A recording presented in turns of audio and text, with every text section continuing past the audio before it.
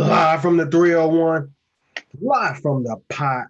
I want to welcome my audience to episode number 166 of Curry in the Pot. I'm your host, Semi Guy Mike Curry, and I'm back here in another episode, man. If you missed my episode, I can't even say last week. If you missed my last episode, it was a draft preview. We're gonna probably talk a little bit about the draft, but I mean, I don't really wanna I guess overanalyze and talk about it too much. I did enjoy it.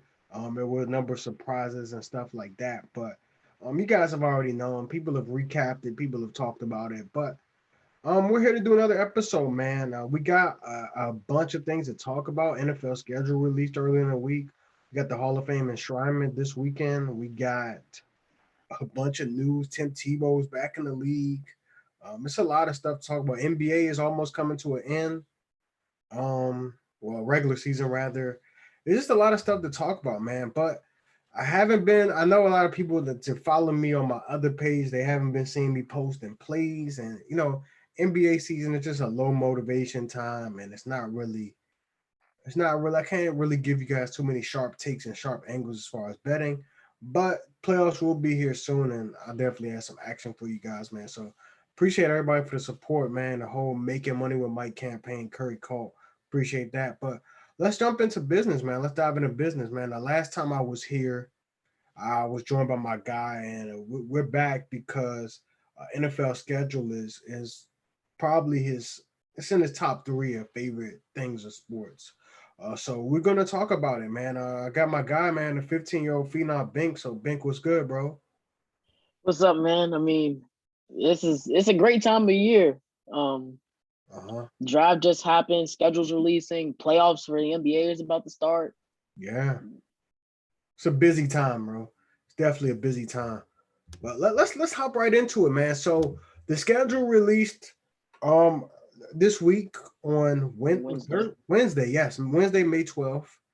And we started to see a couple of leaks, the day before, the night before, and even the day of, we started to see leaks. We even saw the whole Washington football team schedule come out by like 1 p.m.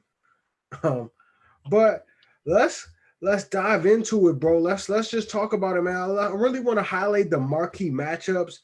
Week one, obviously, always the Super Bowl champion who hosts the Week One game, and Tampa Bay Buccaneers will be, raising their banner, and they will be hosting the Dallas Cowboys. Man, Bink talked about this. Me and Bink talked, privately about this, but the NFL needs a story.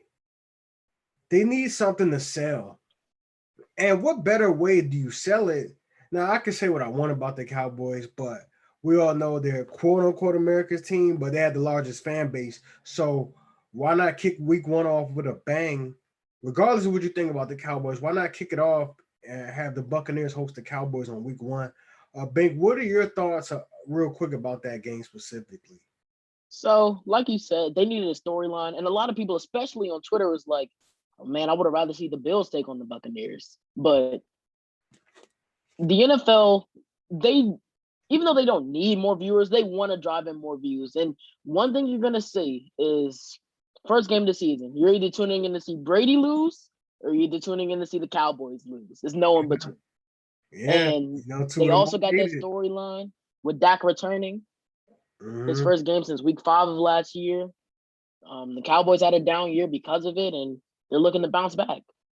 Yep, and also the Tampa Bay Buccaneers, they're in full run it back mode, bringing back all 22 starters. Something I alluded to a couple of episodes ago. But yeah, man, that's probably the marquee matchup. But Bink, you want to talk about some of the other notable matchups in Week One? Browns Chiefs, a rematch of the divisional round, 425 kickoff. Let's see Mhm. if the Browns are really about it. I mean, they added some pieces to the roster like John Johnson. They drafted Greg Newsome and JOK. They look to be a really solid team. So why not test you with the Chiefs early on? And the last matchup I'm going to highlight is Miami and New England. New England's another team with a whole bunch of roster turnaround. You bring in Miami with Tua, who needs to prove himself. Cam also needs to prove himself. Belichick versus one of his disciples and Brian Flores. I think that's going to be a fun matchup too. Yeah, a couple of other ones I wanted to talk about, and it's just this one just struck my eye for two specific reasons. So week one, gonna have the Packers at the Saints. We currently don't know if Aaron Rodgers will be the quarterback of the Green Bay Packers, And there's also going to be a new head of the snake at quarterback for the New Orleans Saints. We don't know if it's going to be Taysom Hill or Jameis Winston. So that game is interesting for different reasons, I'll say. And then the last one I want to talk about is the Chargers at football team. The Chargers look to build upon what they had last year. Obviously, they got a new head coach. Justin Herbert was sensational. It's also a matchup between the offensive rookie of the year from last season and the defensive rookie of the year from last season. So we'll see. I definitely like those matchups. Let's dive into week 2. The marquee matchup for this is Chiefs at Ravens. What are your thoughts about this one? The Chiefs always seem to have the Ravens number, but Mhm. it's a Sunday night game. It's Lamar, it's Mahomes, two of the most fun players to watch in the NFL. I'm looking forward to it, although I think the Chiefs will probably smack them like they normally do. Yeah, for sure. Some more matchups. We got Rams at Colts. We got Bills That at seems like it's going to be a Dolphins. good game. Titans and Seahawks is also another interesting one, but I think the game that everybody's going to be really, really tapped into is Chiefs at Ravens. Hey, Let's can I move. give one weird one out for that week too? Don't say football team Giants, bro. No, I'm saying Bengals at Bears for two reasons. Because one, it might be just Fields' first start, or I like my revenge games, and that could be an Andy Dalton revenge game. It could, hypothetically speaking. Week 3, we got football team at Bills is an interesting one. Chargers at Chiefs, another interesting one. Um, Packers at 49ers could be interesting. Aaron Rodgers always likes to get back at the 49ers because he felt as though they should have drafted him, and that's the team he grew up watching. But the one I really, really like here is Buccaneers at Rams. I think that should be the marquee matchup of week Yeah, 1. Aaron Donald. The Rams defense gave the Buccaneers fits last season when they played on Monday night. Can Sure. they do it again? That's really going to be the storyline. And this is the first prime time. Well, no, second prime time game for Matthew Stafford. Yeah. Yeah. Week 4, probably a huge storyline. And this is going to be Tom Brady returning to Foxborough to face his old team, his old coach, his old offensive coordinator. Pretty much, even Matt Patricia's back on the Patriots staff. He's pretty much Yeah. facing, some old guys. He even referred to it as your college friends against it's like your college friends meeting your high school friends. He referred to it as that. Um, should be very, very interesting to say the least. What are your impressions on that matchup to come week 4? It's gonna be interesting because I know Belichick's gonna have a game plan for Brady, and Brady's actually on pace to set the all-time yards record against the Patriots. So that's gonna be beaten to the dirt.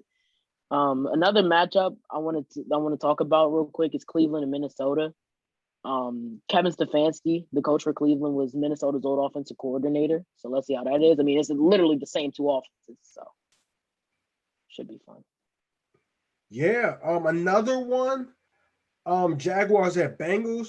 Gonna have the two number one quarterbacks who got drafted in the draft. Trevor Lawrence taking on Joe Burrow. That should be interesting. Mm. And that's it for week 4. Week 5, we got Bills at Chiefs. We all know how that game went in the postseason last year. Um, you know, a lot of people thought the Bills were going to come out of the AFC, and it looked like it for at least one quarter that they were going to come out of the AFC. We got two explosive offenses. We got two the biggest arms we've seen in the NFL, in the history of the NFL. That game should be very, very interesting. Another game I want to allude to is San Francisco at Arizona. Um, I know we like that game because that made us a lot of money last season, but it's gonna be interesting because it's gonna be the real. Well, it might not be the real first test, but it's gonna be a test for Cliff Kingsbury. Him going up against Kyle Shanahan. Will Kyle Shanahan outcoach him like he normally does, or where Arizona's high in talent with the addition of J.J. Watt, who's on the Cardinals We're now? forgetting about Will they J.J. give? Watt low key. Will they give the 49ers fits? Yeah, that's week 5. Week 6, Chargers at Ravens. Looks to be the marquee matchup. We even got Chiefs at football team, a game I'm gonna actually go to. Me and my dad are gonna go to this game right here.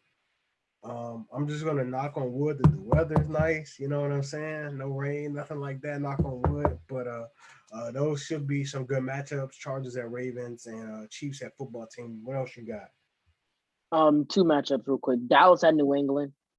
Mm, I feel like that's going to be a really good game. And Buffalo, Tennessee on Monday that week. mm. This game was a weird game. It ended up being on Tuesday last year, and Tennessee looked like they really had the formula to beat Buffalo that game. Yeah, So, that is true. Week 7, we got. I don't think it's necessarily the best matchup, but it's the most intriguing one because we have the Lions at Rams. It's a double revenge game. The two quarterbacks who were traded for one another, Matthew Stafford and Jared Goff. So that should definitely be interesting. Another one is Chiefs at Titans, a rematch of the was that AFC Championship from a couple of years in ago? 2019. Yeah, 2019. Okay, I thought so. I didn't know if it was AFC or divisional, but yeah, AFC Championship. It sure was. Now that I think about it, that was on my birthday weekend. Yeah, Chiefs at Titans. I was about to say Bengals at Ravens. I know that. I got another. It's another double revenge game that week that you're missing. Houston at Arizona. DeAndre Hopkins and JJ Watt's revenge. Sure is. And another one I want to point out is Chicago and Tampa Bay, just because we know what happened last year when these two teams faced. Tom Brady didn't know it was I fourth know down. what down it was. Yep. Week 8, we could potentially see Trey Lance and Justin Fields. I don't know if it will happen. I feel like we'll see at least one of those guys by week 8, but hopefully we see both, man. Two young black quarterbacks, both got drafted in this year's draft. Well, I would like to see it. Other games, let's see. Cowboys at Vikings. That's always interesting. Yeah. It seems like y'all been playing them. Y'all been playing them a lot lately. Yeah, we played them the last 2 years. They got us in Dallas, and then we got them in Minnesota last year. Yeah, y'all been playing them a lot lately. What do you think about week 8? This week is actually really lacking. Another one game I want to two games I want to shout out. One is Bengals and the Jets. We're gonna see Burrow versus Wilson, hopefully. And the other one is Green Bay, Arizona. It seems like that could be a good game. And I don't know if the running style of Arizona could give Green Bay fits, because those teams that run the ball against Green Bay, it don't normally end well unless you're the Titans. Yeah. Week 9, I'm not going to spend a lot of time on this at all. A game that could be potentially interesting is Packers at Chiefs. That's if we see Aaron Rodgers still on the Packers. But I mean, a team that he's rumored to is the Denver Broncos, so we could see him and Mahomes twice a year. But we'll see. I don't know. I really don't know if we'll see this. But yeah, I don't really. Then we got a revenge game in this week, and that is Patriots at Panthers. Cam Newton will look to get some revenge on the Carolina Panthers, who let him go. There's only one more game I want to shout out from this week. It's Titans at Rams. I mean, that's a good Derrick Henry versus Aaron Donald is basically what it is. For sure. On week 10, Ravens at Dolphins. I think that's potentially the matchup of the week. Another one. I know this might be on your mind, but Falcons at Cowboys, due to reasons and circumstances of last season, we all know how that game ended. Dallas came all the way back, the onside kick. It was wild, bro. It was wild. What else you got for this week? Monday night, Rams take on San Fran. Sean McVay has never beaten Kyle Shanahan in their careers. But one thing that tends to happen is that Jared Goff turns the ball over a lot in those games. So let's see if Matthew Stafford is the missing piece that they really need on a Monday night. That's a very good point. Week 11, we have it's quite a few games in here. Cowboys at Chiefs. That should be interesting for many, many reasons. They're going to beat into the dirt. Is the highest paid quarterback versus the second highest paid quarterback in the league. Yeah, they're going to beat that one. Forgot football team at Panthers, Ron Rivera. Returning to Carolina. Carolina actually came up here last year. Ron Rivera is going to look to get some revenge because they lost to Carolina this past season. But the quarterback stability was not what. And that's tough to say. That's hard to say because they signed Ryan Fitzpatrick. It still isn't the greatest stability, but last year they started. He'll win you some games. Yeah, he'll win you some But he games. sure will lose you some games too. Yeah, so we'll see about that one. I think that's I it got for one. what Ravens Bears. I wasn't even looking at that. I was looking at Colts Bills rematch of the wild card weekend from last year. Oh yeah, I like that. I like that. Obviously, different quarterback situation. Carson Wentz, no Phillip Rivers, but should be a good one for sure. Week 12, Browns Ravens. We all know how that crazy game went at the end of last season. Game was It insane. was points galore. It was insane. That was a crazy game, man. A fireworks show for sure. Some other interesting games. I want to shout out Eagles and Giants for some reason. Their games are interesting, and those two teams hate Oh, each other. though the fan bases this Yeah, off season was yeah, man. crazy. It A lot come of stuff. from It's a lot of drama. Even if you want to go back to how we had the NFC East division winner. You know, we had it in the Philly controversy. tanked their Yep, game. the Eagles tanked it away. We even saw the Eagles jump in front of the Giants to select Devonta Smith. Uh, those two fan bases do not like each other, and ironically, it was another NFC East team that they traded with. So these two franchises and two fan bases hate each other. What else you got for week 12? Week 12 is pretty. It's pretty. It's pretty. I mean, it's Thanksgiving week, Yeah, so I it is. guess it's not really much week 12. I can't say nothing. I mean, Tampa Bay and Indy's cool. Week 13, it's all right. Got Patriots, Bills, 49ers, Seahawks. I'm just gonna read everything that sticks out to me. Chargers, Bengals, um, San Fran, Seattle, San Fran, Seattle, and New England, Cowboys at Buffalo. Saints, and Ravens at Steelers too.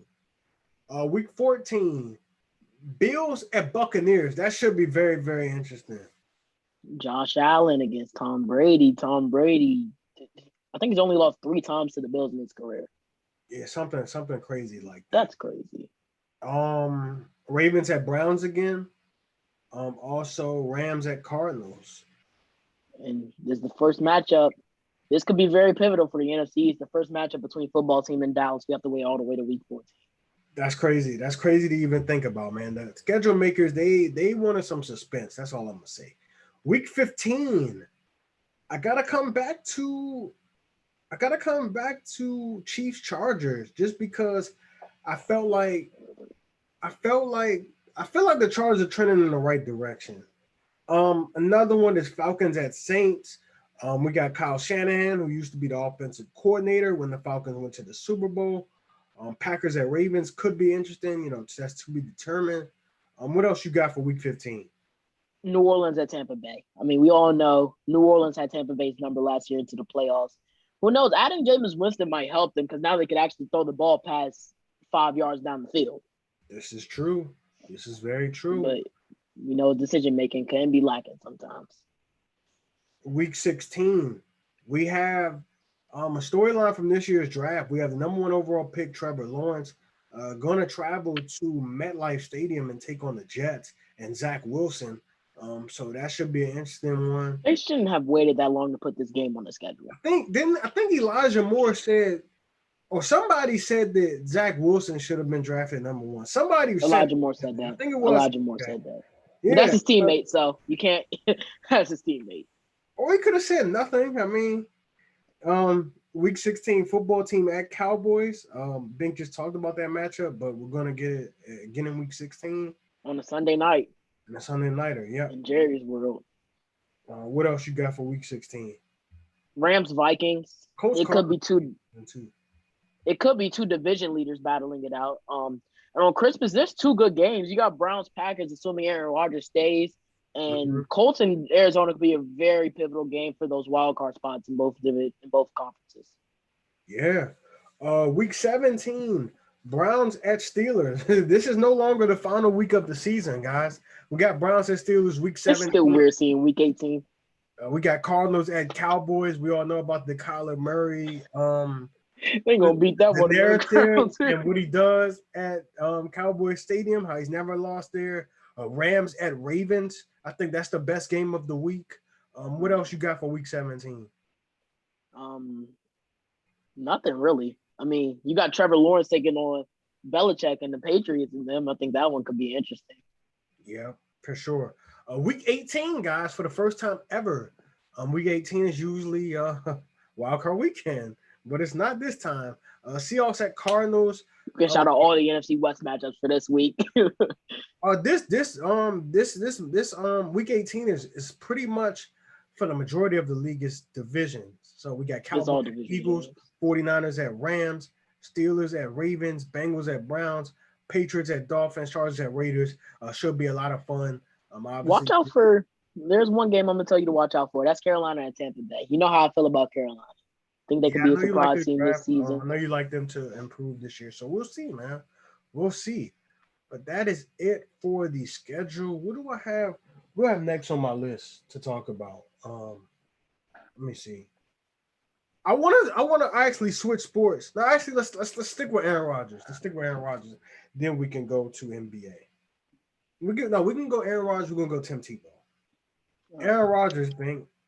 He come out openly. He's come out publicly. He actually came out publicly the day of the draft. Just a year previously, he was humiliated by the Packers when they decided to select Jordan Love in the first round. What are your impressions on this? What are your thoughts? I know it was said that Adam Schefter has been blowing things out of proportion, but what does your gut feeling tell you? It's such a weird situation. My gut feeling tells me that Aaron Rodgers suits up and plays for the Packers week 1. But I think so too. I just wouldn't be shocked because Rodgers is the type of guy. Like if Adam Schefter is reporting is serious, Rodgers is the type of guy to hold out. Yeah, he will hold out. He doesn't need to play, and then it would be smarter for the Packers to trade him because even Devontae Adams came out and said on the herd that it will greatly influence his free agency decision if Rodgers is not his quarterback. Yeah, he did say that. So and then this even makes if you had to trade Rodgers, it makes signing Aaron Jones more of a head scratcher, in my opinion. Yeah, Aaron Jones just got paid, man, a handsome amount of money. For me, I think it's 70-30. I think he'll be back, but there's that chance, man, that I see that, he could be out of there. He could be out of there, man. I wouldn't be surprised, but we'll see, man. We'll really, really see what happens with Aaron Rodgers. Let's talk about Tim Tebow, who is finally back into the league. Going to be playing a different position this time. Going to be playing tight end. I said this to my dad. I'm like, Tim Tebow is he's like Urban Meyer's son. He's like his long lost son. It just doesn't surprise me that Tim Tebow isn't a part of this Jaguars team, if that makes sense. It's like they're reunited again. We all know the magic they created at Florida. But what do you think about Tim Tebow being back into the league? Last time Tim Tebow played, it was a while ago. I don't even know how old I was. I think was he on the Eagles his last team? It was either the Eagles or the Jets. It was one of those. But it's definitely been a long time. It was a while ago. The only thing I remember is Tim Tebow. The only thing I really remember is that playoff game against the Steelers. So yeah, that's his biggest moment in the NFL. But he's back in the league. Should be interesting, man. Should be very, very interesting. Before we get off of football, I wanted to talk and I wanted to say rest in peace to Colt Brennan. Bink, this is something else. This was a little bit before your time. But Colt Brennan, he put Hawaii football on the map. I remember playing the old NCAAs, and I would put my person on Hawaii because Colt Brennan was just a beast, bro. He was different. One year, he had 53 touchdowns, and that's a lot in college football. And Hawaii had an undefeated season. He won the WAC Offensive Player of the Year in 2007, and Hawaii won the WAC championship, but they lost to Georgia that year in the Sugar Bowl. But he was incredible, man. Broke a lot of records. Even had a short career in the NFL. Played for Washington. But rest in peace. That one kind of hurt, man. It caught me off guard. Guy was only 37 years old. Definitely hurts to see someone go, that young. You know what I'm saying? 37. I know he struggled with some things, some personal things, but he was found dead. And it's sad, man. It's sad. You got any thoughts on that? I know you didn't really know Yeah, too much about him, but yeah, I don't know too much about him. yeah. I mean, this you were literally a kid. I mean, you're still a kid, but you were literally a kid. But let's jump in the NBA. Let's jump in the NBA. Is that what I got left? Yeah, let's get to it. This week, Russell Westbrook broke the single season record. I'm sorry, not a single season. He broke the record. I'm sorry, let me start. Let me start over. This week, Russell Westbrook broke the all-time record for triple doubles at 182. I've came out publicly on air and talked about it. I talked about it numerous times. I even referenced the tweet. But the media painted this picture as if what he was doing was normal. This isn't normal. Oscar Robertson had the record of triple doubles at 181, and that record stood for 47 years. To put that into further context, my parents were like 7 and 9 years old. That's how long the record stood. So when I say this because he did something that I didn't think would happen. I really didn't think. I really thought, there was possibly a chance was the year he actually averaged the triple double, because it was crazy. He was getting triple doubles like every other night, and then he went on to average a triple double for 3 consecutive years. And obviously, it was with Houston, so a new team, new situation, weird situation. And he's on the Wizards now, and he averaged a triple double for the 4th time in 5 years. So that is absolutely incredible. And to now break the record for triple doubles, he's going to shatter this record. He has 182 now. I think he can play at this particular level that he's playing at for at least another 2 seasons. And I think he'll finish with at least 300 triple doubles, at least. And it's incredible because it's crazy because we always talk about, in the world we live in now, we always talk about rings, and players are defined by the amount of rings that they win. That's why Kevin Durant with the Golden State, players are criticized and they're judged by the number of rings they'll get. But I say this to say, Carmelo Anthony may never win a ring. Damian Lillard, great player, may never win a ring. Chris Paul, hell of a player. Nobody really talks about how Chris Paul doesn't have a ring, do they, Bink? No. He may never get a ring. We can even go back. Best chance. We can even go back. We can rewind, a decade or so. Tracy McGrady, he never won a ring. Vince Carter, he didn't win a ring. He played until he was 42 years old, didn't win a ring. We can even go back further than that. Charles Barkley, Karl Malone, John Stockton, those guys never won. So it's basically not. Name everybody in the 90s that's not Jordan. Allen Iverson never won a ring. Iconic player. Russell Westbrook has now etched himself into NBA history and has now etched himself into being an NBA legend, into being an icon. When we think of triple doubles, we're going to think about Russell Westbrook. He is now the triple double king. I want to say congratulations to him. That is an incredible thing that, like I said, I didn't think would ever happen. We thought, we know it's crazy because he's the only other person to average a triple double, and he's the only one to do it multiple seasons. We thought, LeBron could probably average a triple double. We think, Luka can probably do it. Even, on a newer level, Ben Simmons, he's 6'10". He's a 6'10" point guard essentially, but he hasn't done it. Maybe a guy like Lonzo Ball can average a triple double, but Russell Westbrook has done something, and he's etched his name into history. And I don't think we'll ever see anything like this again. Like I said, the record's going to be shattered. He's going to get a minimum of 300 triple doubles. Probably get one tonight against the Cavs.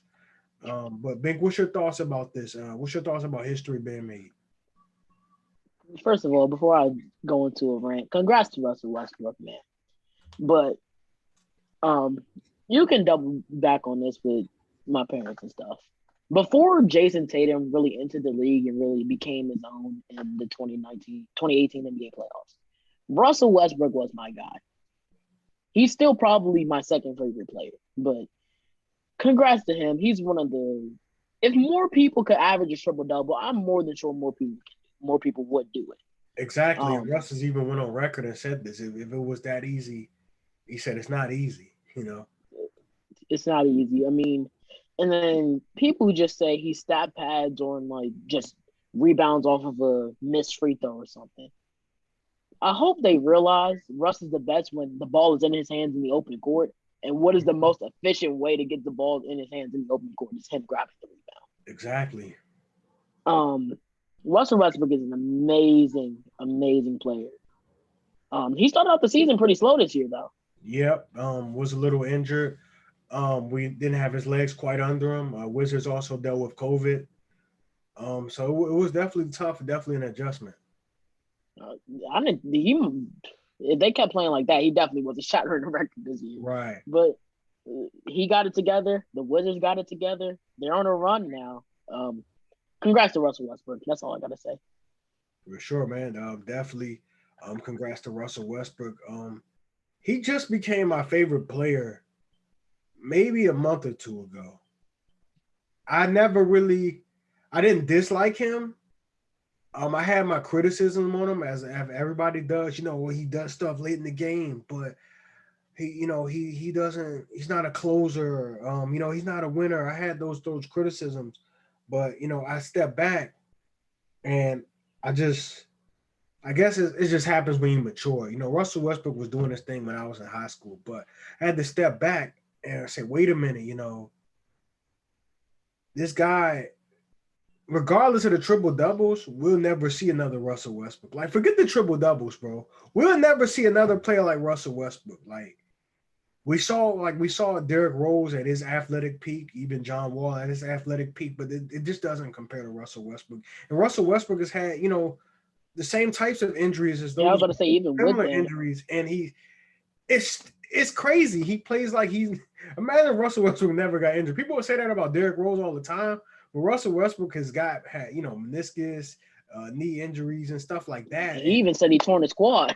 Exactly, and he's still athletic as ever.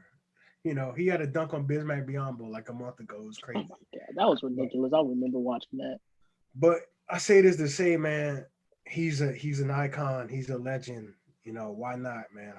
You gotta love the guy. He plays with a passion and with a fire that is very rare, and that many who played in this league have never played with. The Kobe's and the Mikes, they play with that same type of passion, and he leaves it all on the floor every night, and that's something I could definitely respect and admire from him. You got any further thoughts?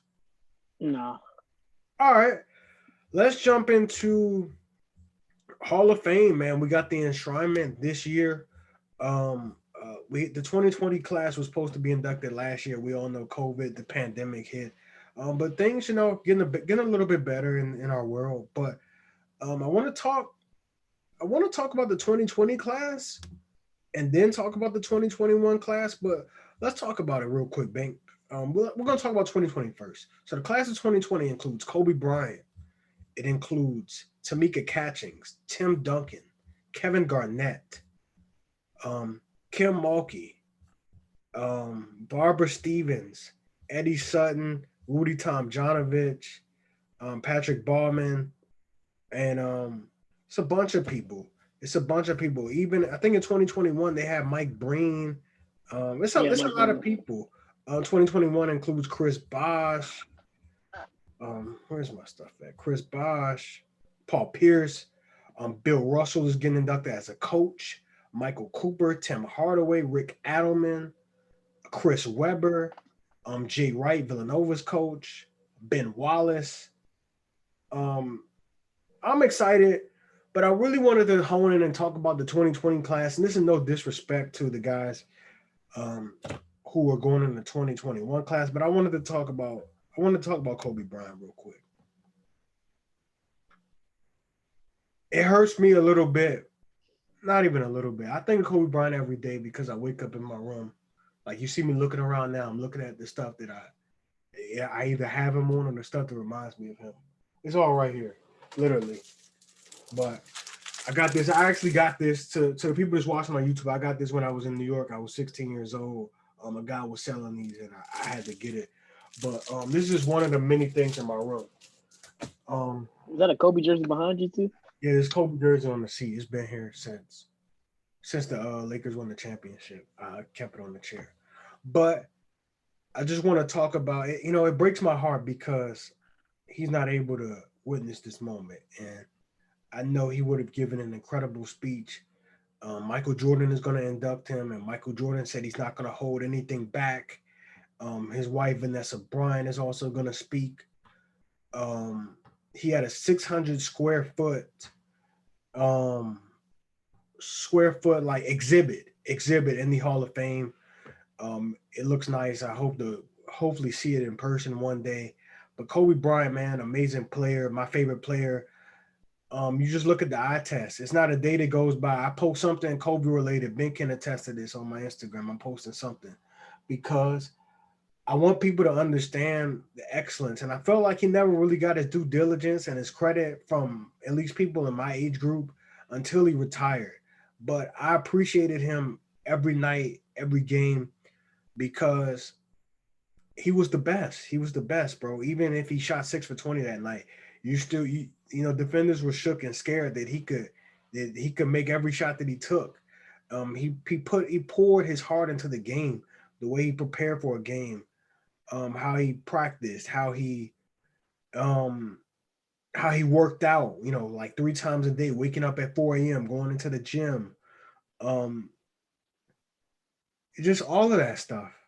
Just all of that stuff, man. Didn't even talk about the accolade, didn't even talk about the 5 championships, but he was a tough shot maker. I know people always bring up the inefficiency, and I think he has the record for the most missed shots in NBA history. But I mean, he played 20 years, bro. You look at his career. He came off the bench his first 2 years, barely played his first 2 years, and to have the career that he had and to inspire the people that he inspired is something that will forever touch my heart. And just amazing player. I felt like I knew him. Dropped so many gems in interviews, man.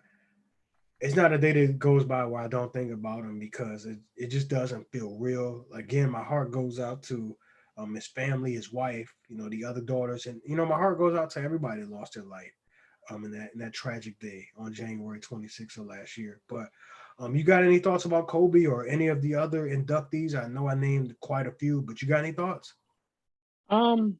You pretty much touched on everything with Kobe. Um, like you said, I didn't really get to see much of these guys play. I mean, I saw Yeah, got to see their tail end of their careers. Like I kind of saw Kevin Garnett wear off. I mean, Tim Duncan, I saw him win a championship, but yeah, that's true. you can even argue he wasn't even the best player on that team. So Yeah. But yeah, man, there's a bunch of great players. Like I said, Kevin Garnett, he's on this shirt as well. 2010 Finals. Big, who won the finals?